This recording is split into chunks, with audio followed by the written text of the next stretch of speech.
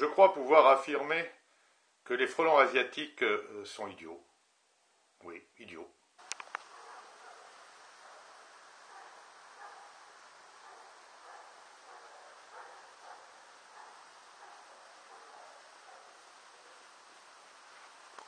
À mon avis, ce ne sont pas les frelons asiatiques qui ont inventé le riz cantonais.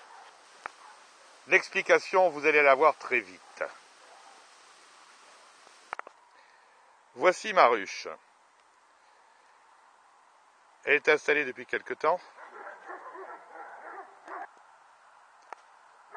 Les soldats sont à l'entrée qui protègent les butineuses qui vont arriver.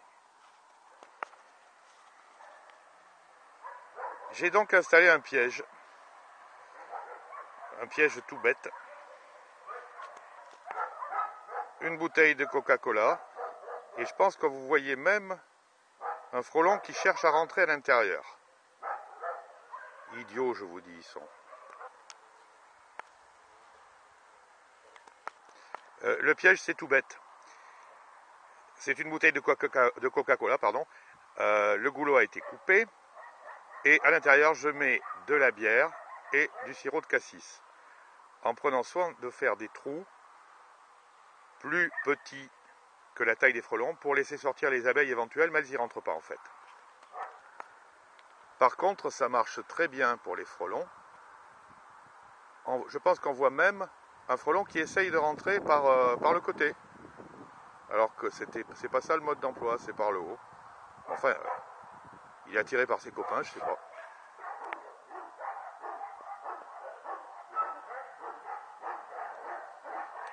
Là, c'est un bourdon qu'on voit, hein. 2 bourdons même. Enfin, ça, c'est pas du tout dangereux. Et puis, ça sert énormément à la pollinisation. Un animal très utile.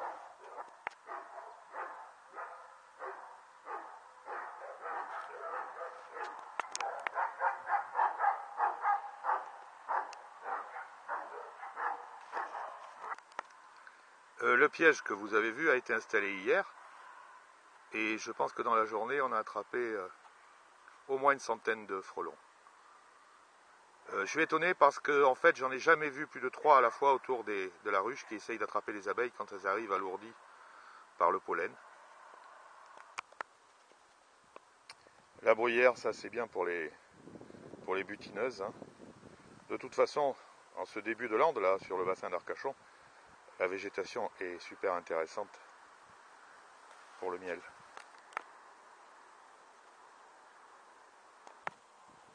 En fait, vous voyez que ça grouille, hein, quand même, il y en a beaucoup qui viennent de se faire prendre parce que ceux de ce matin sont tous noyés, quoi. Et je pense qu'on voit bien les trous dans le plastique et ils n'arrivent même pas à passer à travers, je comprends pas.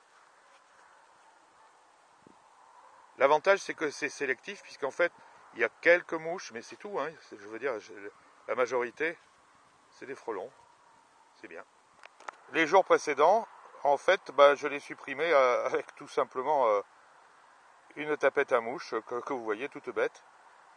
Mais enfin, c'était 3, 4, mettons 10 maximum dans la journée, quoi. Là, ce sont des lys qui vont fleurir ces jours-ci. Ça aussi, je pense que ça va être bien pour le pollen.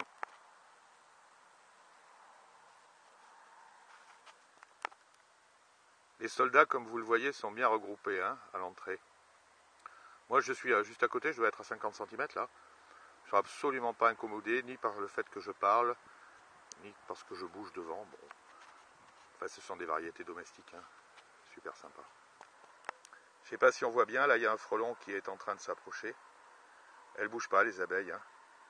Elles font dissuasion simplement, mais elles n'attaquent pas directement pour défendre. Et les frelons n'osent pas s'attaquer quand c'est le groupe, hein.